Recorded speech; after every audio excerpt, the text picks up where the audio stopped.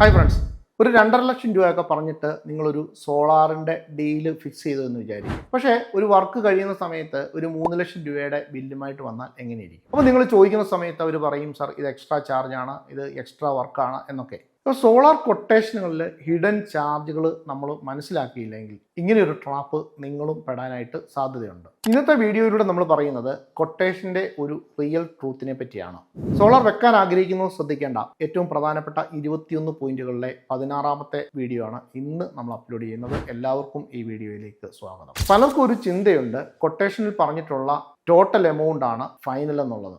പക്ഷേ പലപ്പോഴും റിയാലിറ്റി അതായിരിക്കില്ല. പല ഡീലേഴ്സും ഇനീഷ്യൽ പ്രൈസ് ലോ കാണിക്കുന്നതിനായിട്ട് കുറേ അധികം ടേംസ് ആൻഡ് കണ്ടീഷൻ എഴുതി വെക്കും. അതിനുശേഷം പിന്നീട് സ്ലോലി ഓരോ ചാർജുകളൂടെ ആഡ് ചെയ്യും. ഇങ്ങനെ കസ്റ്റമറെ കൺഫ്യൂഷനിലാക്കിയിട്ട് അവരൊരു ഉയർന്ന ബില്ല് അല്ലെങ്കിൽ ഒരു ഉയർന്ന തുക വാങ്ങിക്കൊണ്ട് പോകും. അതുകൊണ്ട് തന്നെ കൊട്ടേഷൻ ക്ലിയർ ആയില്ലെങ്കിൽ നിങ്ങൾക്ക് ഫൈനൽ കോസ്റ്റ് അൺപ്രഡിക്റ്റബിൾ ആയിരിക്കും. ഇത് ഞാൻ നിങ്ങൾക്ക് ഒരു ഉദാഹരണത്തിൽ കൂടി വ്യക്തമാക്കി തരാം. ഒരു കൊട്ടേഷന് ഒരു 2.7 ലക്ഷം രൂപയുടെ ഒരു പ്രൊജക്റ്റ് നിങ്ങൾക്ക് ലഭിക്കുന്നെന്ന് വരിക. നിങ്ങളത് ഡീലൊക്കെ ഫിക്സ് ചെയ്ത് തന്നിരിക്കട്ടെ. അതിനുശേഷം ഇൻസ്റ്റലേഷൻ തുടങ്ങിക്കഴിയുമ്പോഴായിരിക്കും നിങ്ങൾ പലപ്പോഴും അറിയുന്നത് ഇതിനൊരു എക്സ്ട്രാ സ്ട്രക്ചറിൻ്റെ ചാർജ് വരുന്നുണ്ട്, അല്ലെങ്കിൽ വയറിങ്ങിൻ്റെ ലെങ്ത് എക്സ്ട്രാ വരുന്നുണ്ട്, അല്ലെങ്കിൽ അഡീഷണൽ ആയിട്ട് നെറ്റ് മീറ്റർ മറ്റ് കാര്യങ്ങളൊക്കെ വേണ്ടി വരുന്നുണ്ട്. അപ്പോൾ വർക്കെല്ലാം കഴിഞ്ഞതിന് ശേഷം നിങ്ങൾ നോക്കുമ്പോൾ അതൊരു 3.25 ലക്ഷം രൂപയായിട്ട് മാറിയിട്ടുണ്ടാവാം. ഇവിടെ നമ്മൾ പ്രധാനമായിട്ട് മനസ്സിലാക്കേണ്ടത് കൊട്ടേഷനുകൾ കൃത്യമായിട്ട് വായിച്ച് മനസ്സിലാക്കുക എന്നുള്ളതാണ്. ഇപ്പോൾ എക്സ്ട്രാ സ്ട്രക്ചറുകൾ വരുന്നുണ്ടെങ്കിൽ അത് ഡീലറുമായിട്ട് സംസാരിച്ച് എത്ര രൂപ വരുമെന്ന് ആദ്യം തന്നെ ഉറപ്പാക്കേണ്ടതാണ്.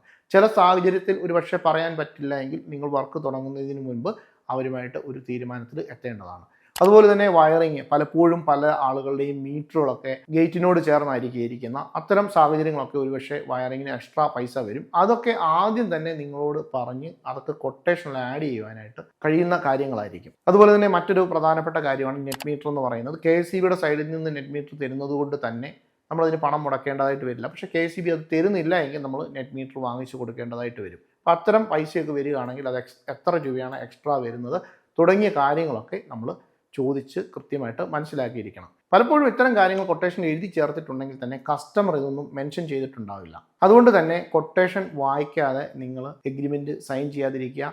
അല്ല എങ്കിൽ നിങ്ങൾ ഡീലറോട് കൂടുതലായിട്ട് ചോദിച്ച് മനസ്സിലാക്കുക. നല്ല ഡീലറാണെങ്കിൽ തീർച്ചയായും നിങ്ങൾക്ക് കൃത്യമായ കാര്യങ്ങൾ തന്നെ എക്സ്പ്ലെയിൻ ചെയ്ത് നൽകുന്നതായിരിക്കും. അങ്ങനെ നമുക്ക് ഈ കാര്യങ്ങൾ ക്ലിയറായി മനസ്സിലാക്കിയതിന് ശേഷം ഇതുമായിട്ട് മുൻപോട്ട് പോകാവുന്നതാണ്. കൊട്ടേഷനിൽ നോർമലായിട്ട് എന്തൊക്കെയാണ് ഇൻക്ലൂഡ് ചെയ്തിരിക്കുക? സോളാർ പാനൽ, ഇൻവേർട്ടർ, അതിൻ്റെ സ്ട്രക്ചറിനെ പറ്റിയുള്ള കാര്യങ്ങൾ, വയറിങ് ആക്സസറീസ്, ഇൻസ്റ്റലേഷൻ കാര്യങ്ങൾ, എർത്തിങ്, നെറ്റ് മീറ്റർ സംബന്ധിച്ചുള്ള കാര്യങ്ങൾ, അതിൻ്റെ കമ്മീഷനിങ് സംബന്ധിച്ചുള്ള കാര്യങ്ങൾ, ഒരു മൊത്തത്തിലൊരു കംപ്ലീറ്റ് ആയിട്ടുള്ള ഒരു പ്രൊജക്ട് കോസ്റ്റ് ആയിരിക്കണം സാധാരണയായിട്ട് നമുക്ക് കൊട്ടേഷനിൽ കിട്ടേണ്ടത്.